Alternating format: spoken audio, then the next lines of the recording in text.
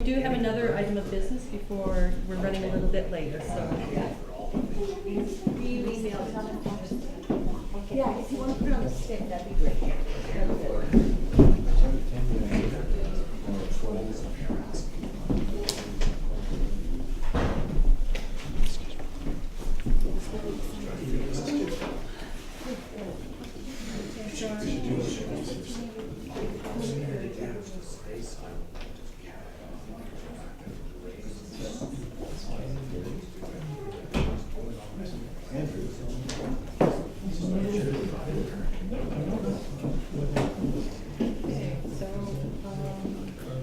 Yeah. You think it's what's going on at another stressful? I went on one the other day.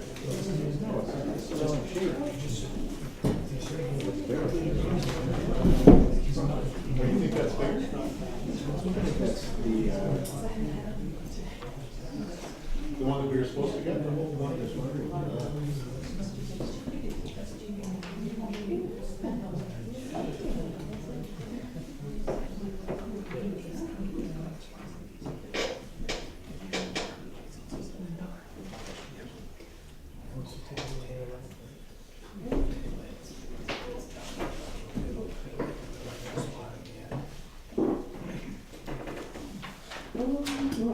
Should we continue? On our next item. That's correct. Councilor Goods? And we also have this, Goods. Goods. How long have you known Wolfgang for? Councilor Goods? So where are we to delegate? we are on, Casey's the only staff person that had that right as well. We all bug her.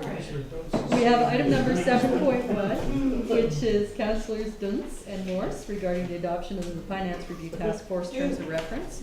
But we also have, as part of our supplementary agenda, we have the chair of the Finance Review Task Force regarding the interim progress report to council. Which I Tied assume is together. for information purposes. Where are we? I can't even find the Okay, page. so page 21 to 22 on your yellow agenda, and then 22A to 22C in your gold agenda.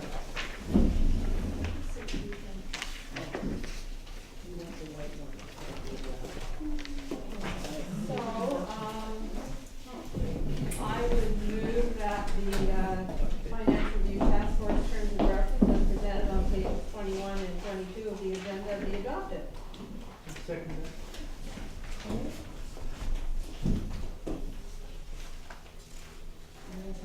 All those in favor? Here we go. Yes.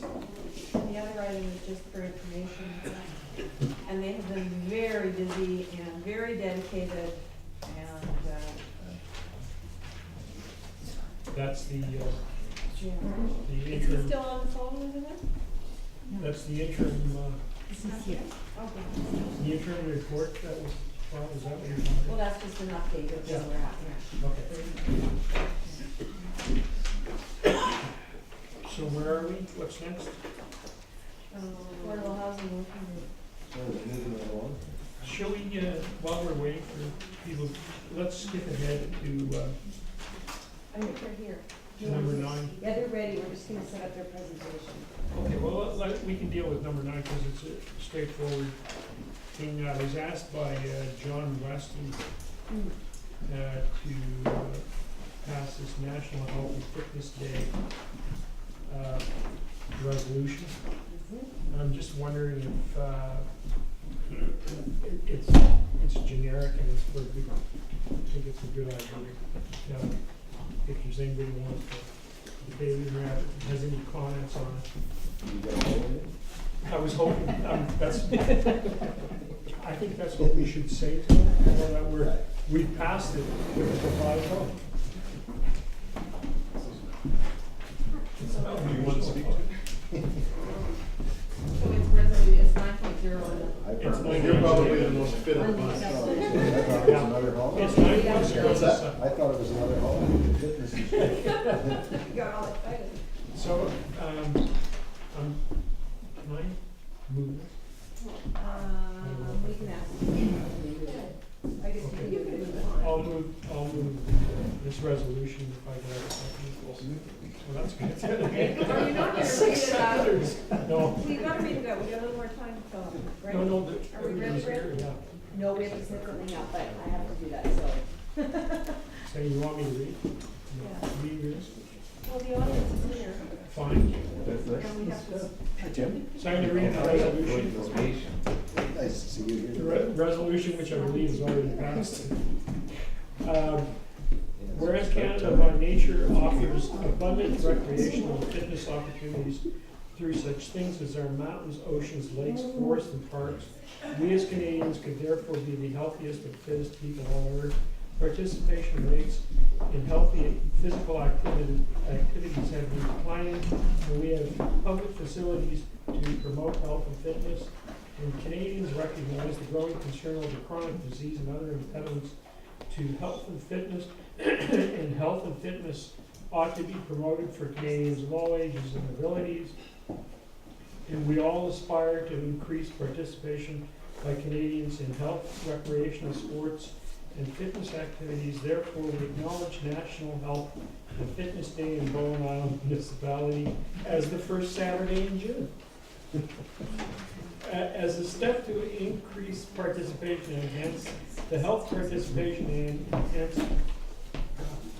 enhance the health of all Canadians, we commit to make our health, recreational sports, and fitness facilities available at a reduced or complimentary basis on National Health and Fitness Day, and we request that Federation of Canadian Municipalities support National Health and Fitness Day and encourage its members to follow suit.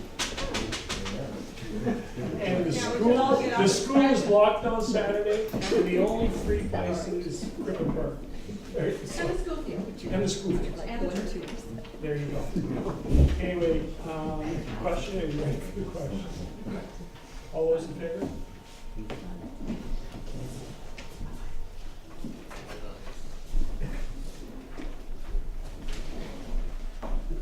Are you gonna stretch for it?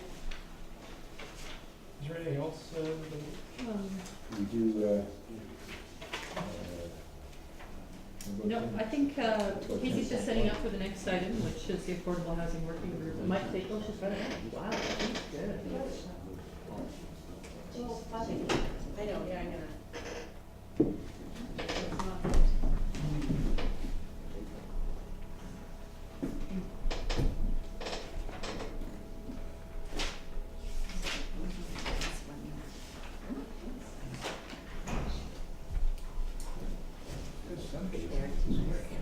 So for those members of council that have not met, Elizabeth Valentine is the chair of the Affordable Housing Working Group. And Tim Wake has been our consultant. And I thought I saw Brian Hutchins in the back of the room. Where did he go? He was another member of the committee, which I thought I saw him come in. He's not here right now.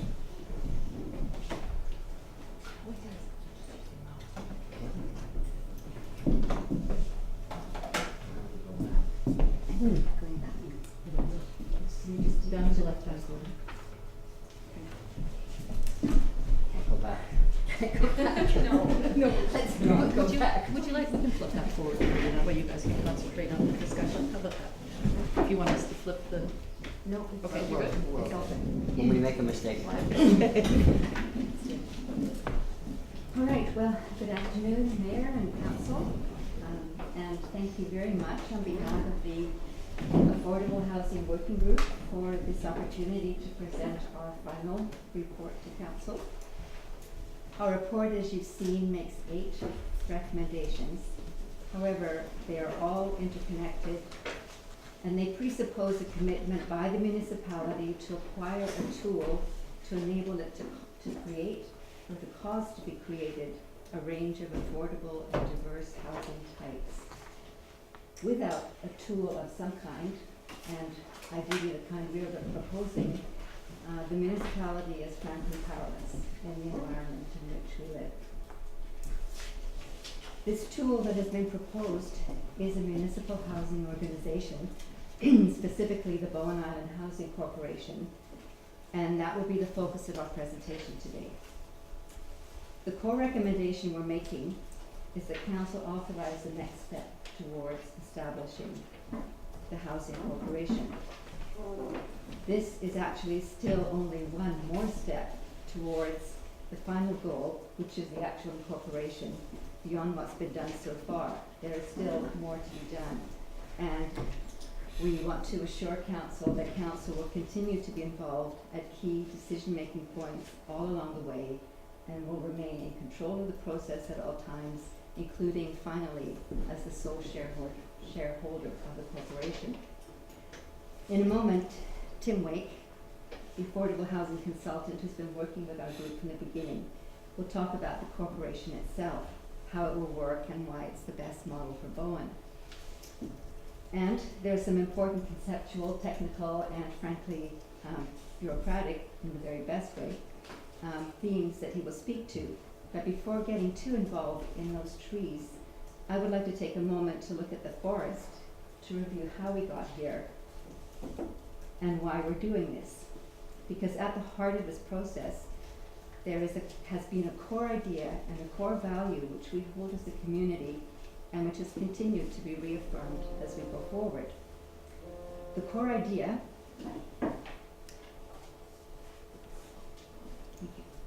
The core idea is that here on Bowen, we see ourselves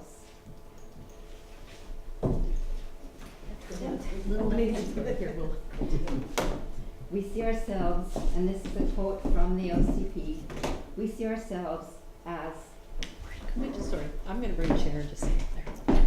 oh, Make it easier. men. Technology doesn't always work. No. Neither do my knees, so I can't squat. Thanks, Kathy.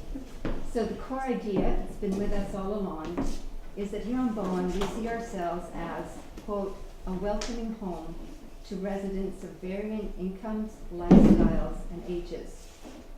However, and this is straight from the OCP, however, we can't be that welcoming home unless we actually provide a range of housing types and tenures that make it possible for that diversity of households to find suitable homes here that they can afford.